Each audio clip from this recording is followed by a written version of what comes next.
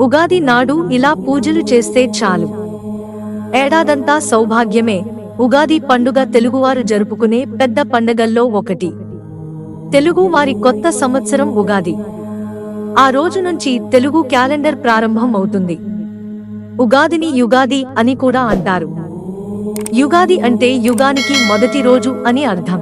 ఉగాది పండగ వస్తుందంటే చాలు వేప పువ్వు పచ్చడి, పంచాంగ శ్రవణం, కోయిల కువకువలు గుర్తుకొస్తాయి.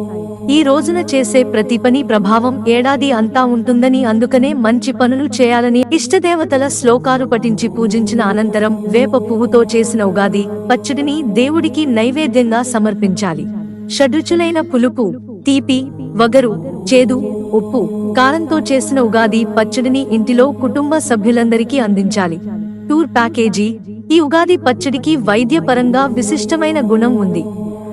ఉగాది పచ్చడి వేసవిలో వచ్చే సీజనల్ వ్యాధుల నుంచి ఉపశమనం కలిగిస్తుంది. ఉగాది రోజున పెద్దలు పంచాంగ శ్రవణాన్ని వినడానికి శ్రద్ధ చూపిస్తారు.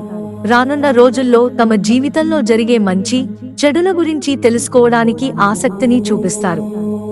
తెలుగు సంవత్సరపు మొదటి రోజైన ఉగాది నాడు పంచాంగం విని తీరాలని పెద్దలు చెప్పారు.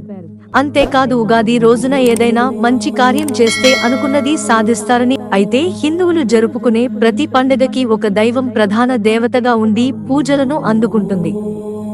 ఈ నేపథ్యంలో ఉగాది రోజున ఏ దైవాన్ని పూజించాలనేది కొందరిలో సందేహం.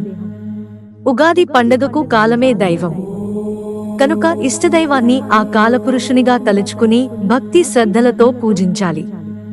శ్రీ మహావిష్ణు, వెంకటేశ్వర స్వామి లేదా అమ్మవారు, ఆంజనేయ స్వామి, ఎవరికి ఇష్టమైన దేవతలను పూజిస్తే పట్టిందల్లా బంగారం అవుతుందన్నారు.